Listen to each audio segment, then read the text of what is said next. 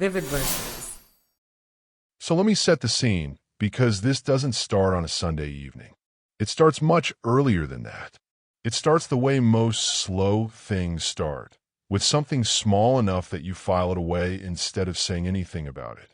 We'd been together long enough that I knew her rhythms. She was bright, she was funny, she was the kind of person who remembered every birthday in your extended family and showed up with the exact right bottle of wine. I want you to understand that, because what I'm about to tell you isn't a story about someone who was terrible. It's a story about someone who had one very specific thing they did consistently, and what happened when I finally decided to pay attention to it. The first time I noticed, I made dinner. Not a big production. I'm not a chef, I want to be clear about that. But I tried. Followed a recipe, took my time, it came out well. And she tasted it and said, genuinely, this is really good. And I felt good. And then, before I'd even set my fork down, she said, oh, it reminds me of the risotto I made for your birthday last year. Did I ever tell you I actually made that from scratch? No stock, everything from bones. I hadn't forgotten the risotto. It was great, but I remember thinking, why is that the next sentence? I let it go. Of course I let it go. That's a nothing thing. That's not even a thing. But then it happened again. I handled a hard conversation with her sister, the kind of situation where you have to thread a needle and everyone ends up feeling heard. And she said it was impressive, and then told me about a time she'd navigated something similar, but harder. I planned a weekend trip, got the logistics exactly right, and within 20 minutes, she mentioned a trip she'd organized years ago that was more complex. I fixed something in the apartment that had been broken for a month, and she remembered fixing something more difficult at her old place. None of these are crimes. I want to be honest with you about that. Each one, individually, is nothing. It's conversational. It's human. Everybody does it sometimes. But I started to notice that she only did it when I did something well. Not when I failed. She wasn't cruel about failures. Not when things were neutral. Only when I did something that merited acknowledgement did the conversation immediately require her to do something that merited more acknowledgement. And once I noticed the pattern, I couldn't unnotice it. I still said nothing. I was still in the phase of hoping I was wrong. I just feel like every time I make something nice, you have to make it about you. That was what she said to me on a Friday night when I'd told a story at dinner with her two closest friends, a story from my own life, a genuinely funny one, and it landed, and everyone laughed. And I was still in the warmth of that when she said it. To her friends, about me. She was laughing a little when she said it. That performance of lightness that means I'm being playful, but I want this to register. And her friends laughed, and I smiled because what else do you do in that moment? And the dinner moved on. But I sat very still for the next 30 seconds. She just said, out loud, to other people, the thing I've been quietly noticing for months. Except she said it about me. She is describing herself, and she doesn't know it. I did not respond. I did not explain. I picked up my glass and asked her friend a question about work, and the table turned and the moment passed.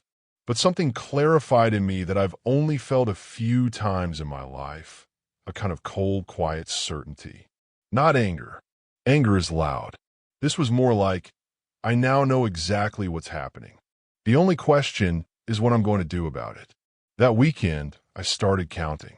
Not in a clinical way. I wasn't sitting there with a notepad, but I was paying attention, calibrated, specific attention, the kind you bring to something when you've stopped trying to explain away. Saturday morning, I made breakfast, eggs, nothing fancy, but I timed everything right, and they were perfect. She said, oh, these are so good. And then within 2 minutes was telling me about a brunch she'd hosted where she'd made hollandaise from scratch for 8 people. One Saturday afternoon, we were on a walk, and I navigated us back from a part of the neighborhood neither of us knew well without my phone. She said nice, and then mentioned that she'd gotten herself and 2 friends out of an entirely unfamiliar city once, abroad, no data, no map. 2. Saturday evening. We watched a documentary I'd been wanting to watch, and I explained some context that reframed the whole third act for her. She said it was a really smart read. And then she mentioned a film studies class she'd taken where she'd written a paper that her professor called the best of the semester. 3. Sunday morning. I fixed a leaking faucet. She noted that she'd once retiled a bathroom herself. 4. I'm not even joking. Sunday afternoon. We were with her cousin, someone I genuinely like, and I told a story about a time I'd handled a genuinely difficult situation with my family because the cousin was going through something similar and I thought it might help. The cousin found it useful, and before we'd gotten 10 minutes down the road, she said that she'd once handled something similar in her own family, and it had been much more complicated. 5. Sunday late afternoon. I parallel parked perfectly in a space that was tight. She mentioned she'd passed her driving test without any errors. 6. Sunday evening. I made us drinks, a specific thing I'd been practicing because she'd mentioned once she liked a particular cocktail, and I'd spent 3 weeks getting it right. She tasted it and said, "Oh, this is so good. You know, I took a whole mixology class. I should show you sometime." 7. 7 times. One weekend. And I want to be honest with you. It wasn't like she was being mean. Her voice was warm every single time. She wasn't trying to cut me down. I genuinely believe she didn't know she was doing it. That's almost the more troubling version of the story. She can't let me have a moment. Not even one. 7 times in 48 hours. This is not occasional. This is structural. This is how she processes someone else's success, by immediately needing to establish that it isn't the highest point in the room. I thought about it for maybe an hour. Not frantically. I'm describing this calmly because I experienced it calmly. I sat with it the way you sit with a math problem when you already know the shape of the answer and you're just working out the steps. And then on Sunday evening, after the cocktail, after number 7, I put my glass down and I said, "I've noticed you have trouble letting me have a moment. I want to understand why before I decide what to do with it." Not loud, not cold, just exactly that. She looked at me. She laughed a little, that same performed lightness. "What are you talking about?" She heard me. That laugh is proof she heard me. "This weekend," I said, 7 times. "I did something, and within a few minutes, you told me about something you'd done better, or reminded me of something I'd done worse. I'm not doing that. You did it just now with the cocktail." Silence. There it is. She knows the cocktail. She knows I'm right. She's deciding whether to go toward it or away from it. "I'm just making conversation," she said. "I know," I said. "That's why I'm asking about it, instead of just reacting to it." I didn't say anything else. I let that sit, and she sat with it, and the silence was long enough to matter. And then she said, "I don't think I do that." "Okay," I said, and I meant it. I wasn't going to argue. I wasn't going to pull out my mental list and recite it back at her. That's not the point. The point was that I'd said it clearly once without heat, and she'd heard it even if she wasn't ready to admit it. She has to decide what to do with what I just said. That's not my work to do. We didn't talk about it again that night. We watched something. We went to sleep. Everything was normal. But I want you to understand, that sentence I said to her wasn't the opening move of an argument. It was the opening move of something else. I'd spent the whole weekend counting because I needed to know if I was wrong, and I wasn't wrong, and now I knew what I knew, and the only question was what she was going to do with the fact that I'd named it.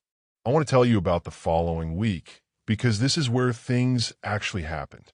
Monday, she texted me around noon. "I've been thinking about what you said." I wrote back, "Okay." She's processing. "Good. I'm not going to pull her forward." She wrote, "I really don't think I do it the way you're describing." I wrote, "I hear you." That was it. I didn't argue. I didn't send a list. I did not do the thing where you fight over text for 4 hours and nothing gets resolved. I wrote, "I hear you," and I put my phone down. That evening, she brought it up in person. I asked my friend Cassie, She said, "About the thing you said." I described it, and she said she didn't think I did that. She went to someone else for a verdict. That's interesting. That's not confidence. That's looking for reinforcement. That's fair, I said. You say I hear you, and that's fair, but you're not actually engaging. I said what I needed to say on Sunday. I'm not going to repeat it. That's not how conversations work. I found it's a pretty good way for them to work, actually. She stared at me for a second. I've never seen you like this. There it is. She's not describing something new in me. She's describing something she doesn't have a lever on. I'm not different, I said. I'm just clear. She left the room. I let her. Here's the part that got me, though. Because I thought maybe she'd actually heard me. I thought Sunday had landed, but then Tuesday happened. We were on the phone with her brother, the three of us, just catching up. And I mentioned something about a project at work that had gone well. Genuinely well, something I'd work hard on. And she said in real time, on the phone with her brother right there, "Well, you know what you should have seen? His approach was good, but when I handled the Caldwell account last year." And her brother said, "Wait, let him finish." I heard that. Her own brother. Right there, unprompted. She went quiet. And I let the silence sit exactly as long as it needed to. And then I said, "It's fine," and kept talking about the project. But I filed that away, because that was not me deciding she did it. That was a witness deciding she did it. Unsolicited. In real time. That afternoon, she texted, "I know what you're going to say about the phone call." I wrote back. I wasn't going to say anything. And I wasn't. I didn't need to. The next few days, I want to tell you, were very strange, but not bad strange. She started doing something I had not seen her do before, which was pause. I'd say something, and instead of the immediate pivot, there was this small hesitation. Like she was catching herself. Like someone who's been told they're tapping their foot and keeps forgetting and then remembers. She's trying. I can see her trying. That matters. I said nothing about it. Every time she caught herself, I just let the moment be what it was. I talked. She listened. We moved on. Thursday night, she came home and she said, "I looked it up." "Looked what up?" "What you described. There's a name for it. When someone can't tolerate another person's success without having to." She stopped. "I looked it up." "Okay. I'm not saying I do it on purpose. I didn't say you did. I'm saying I think I might do it." I put down what I was doing. I looked at her. "I know," I said. "Don't oversell this. Don't rush toward it. Let it be what it is." "It's not about you," she said. "It's not. I don't think less of you. I didn't think you did." "Then why does it feel like you did?" "Because it wasn't about what you thought of me," I said. "It was about whether you could let something be mine." She sat down. She was quiet for a long time. "She's arriving somewhere. Don't interrupt the arrival." "I think I do it with everyone," she finally said. "I don't think I only do it with you." That doesn't surprise me. Is that a good thing to say? It's just true. Friday, she called Cassie. I know because she told me. And apparently that conversation went differently than Monday's. Because Cassie had apparently remembered something while they'd been talking all week, some specific moment from a dinner the previous month. And this time when my name came up, the verdict came back different. She told me about it Friday evening. Cassie said she remembered you making those lamb chops at her dinner and me saying the whole story about cooking school after. I remember that. She said she felt bad for you. I didn't say anything. Cassie didn't have my side of the story. She had her own observations. This is not me winning anything. This is the truth moving on its own. I'm not telling you that to make you feel like you were right, she said. I know, I said, but I was right. She nodded. Just once. Saturday, her colleague Fam called me, which was surprising because Fam and I don't have a texting each other relationship. We like each other fine, but it's through her. He said he'd heard there was some tension and he just wanted to say he didn't know the whole story, but he wanted to make sure I was okay. He heard her version. He's reaching out, which means her version didn't fully land. I'm good, I said. Thanks for checking in. She said you've been cold. I haven't been cold. She said distant. I've been clear, I said. Is there something specific she told you that you wanted to ask me about? Pause. Did she tell you what started this? I asked. Longer pause. She said you felt like she was bragging. That's not what I said to her. What I said was, I've noticed you have trouble letting me have a moment. I wanted to understand why before I decided what to do with it. Fam was quiet. Did she tell you I said it like that? I asked. No, he said. Okay. Okay, he said. Ah, yeah. Okay. I'm sorry to bother you. You didn't. I'm glad you called. And I was. I genuinely was. Her friend Rosamund called Sunday. Rosamund has known her for 15 years. I like Rosamund. This was the one I was least sure about. I'm not calling to take sides, Rosamund said. I know you're not. I just think you two are really good together, and I'd hate for something small to... Rosamund, I said. Did she tell you what I said to her last Sunday? She said you accused her of being competitive. I didn't use that word. What word did you use? I said, I've noticed you have trouble letting me have a moment. Rosamund was very quiet. I also said I wanted to understand why before I decided what to do with it. She stopped. That's different from what she told you. Yeah, Rosamund said. I thanked her. She said she appreciated me being straight with her. I said, of course, and I meant it, and we got off the phone, and I sat down, and I thought, that's the one. Rosamund. If Rosamund hears that sentence and goes quiet, the story she's been telling is done. There were two more. Her coworker Bridget, who called Monday and got the same question and the same quiet at the end, and her cousin, the one from the Sunday drive, who texted rather than called and said something like, I actually think about what you said that day a lot. I don't know if that's useful to tell you, but it's true. That one I sat with for a while, because the cousin had been in the car. The cousin had seen it live, and she'd been sitting with it on her own. That's not my doing. That's just what's true, finding its own level. And then Monday night, 10 days after the Sunday on the patio, she tried one more time. She was frustrated. I could hear it in the way she was moving around the kitchen, the way she set a glass down just a half second harder than she needed to. And I knew she'd been having a rough few days, and I knew she'd been sitting with a lot, and I wasn't without sympathy for any of that. But then she said, I feel like I've been on trial. I know that's how it feels. I said, you've been cold for 10 days. You said that before. I don't think I've been cold. Then what have you been? Present, I said. Waiting. Waiting for what? For you to decide whether you're going to do the thing you said you'd do. For you to tell me what you're going to do differently, I said. I didn't give you a deadline. I just said I wanted to understand before I decided what to do with it. So I've been here. Understanding. She put the glass down. And I want you to know, I said, that I'm not angry. I haven't been angry.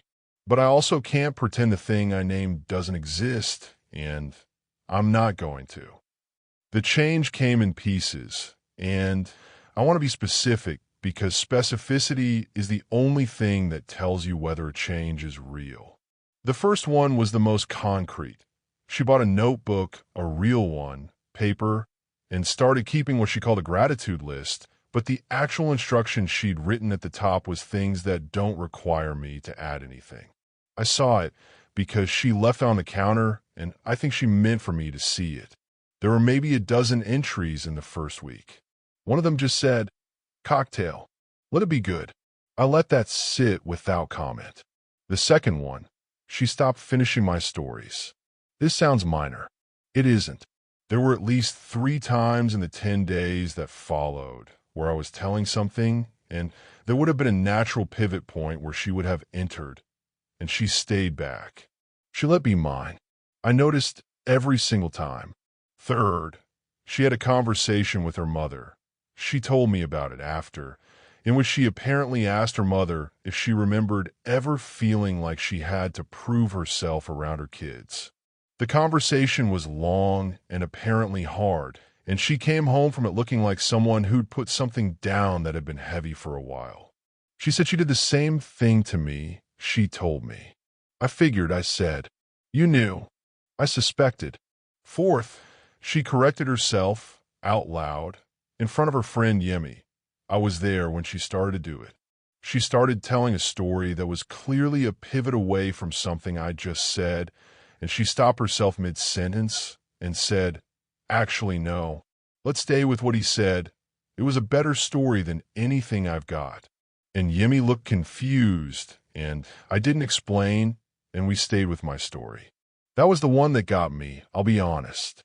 Fifth, she asked me, unprompted, which is the part that matters, to teach her the cocktail. The one I'd made. The one she'd taken over on Sunday evening with a mixology class comment. We spent 2 hours in the kitchen on a Tuesday night, and she took notes on her phone, and we had 3 rounds, and she got on the second try. She didn't tell me about the mixology class once. About 3 weeks in, Rosamund saw us at her small dinner and said to my partner, right in front of me, "You seem different." She said, apparently I was doing something without knowing it. And someone told me. Rosamund looked at me. I didn't say anything. "How long did it take you?" Rosamund asked her. "What do you mean?" "To change it." "It was fast." She glanced at me. I watched her decide what to say. "He didn't give me a timeline," she said. "He just told me the truth and waited." And here's the thing. Rosamund asked me after, quietly, "Was that hard? Waiting like that?" "No," I said, and I meant it. It only feels hard if you think waiting is passive. I wasn't waiting like I was hoping. I was waiting like I was watching. A few nights after Rosamund's dinner, she said something that I've turned over a lot since. We were in the kitchen, easy evening, nothing happening, and she said, "You know that thing I said at Tessa's dinner? The first one? About you making everything about you?" I remember. I was describing myself. "I know. Did you know then?" I had a guess. She was quiet for a second. "And you just didn't say anything. You would have heard it better from yourself." She nodded. And then, "I'm sorry. I'm sorry I had trouble letting you have a moment." She used the exact words. She knows she used the exact words. "Thank you," I said. "That means something." And it did. I want to be clear about that too. It wasn't a victory lap. It was just 2 people standing in a kitchen at the end of something that had been harder than it needed to be and simpler than it could have become. Here's what I think, if you want the actual lesson. The hardest thing to name is a pattern. Not a fight, not a single bad moment. A pattern, something that lives in the accumulation rather than the incident. Because any one instance is dismissible. That's how it survives. But you have to trust what you see across the accumulation, and you have to be willing to say it once without heat, and then wait and see what the other person does with it. I didn't raise my voice. I didn't explain myself twice. I didn't go build a case with her friends. I just said what I saw exactly once, and I said I wanted to understand before I decided what to do with it. And then I stayed in the room and let her decide who she was going to be about it. That's all you can do. That's the whole move. The people who can't let you have a moment, sometimes it's cruelty, but mostly it's fear. Fear that the room only has so much air, and if you breathe, they suffocate. You can't argue someone out of that fear. You can only show them, steadily, that the room has more air than they thought. Set your glass down. Stay in the room. Wait. Thanks for listening.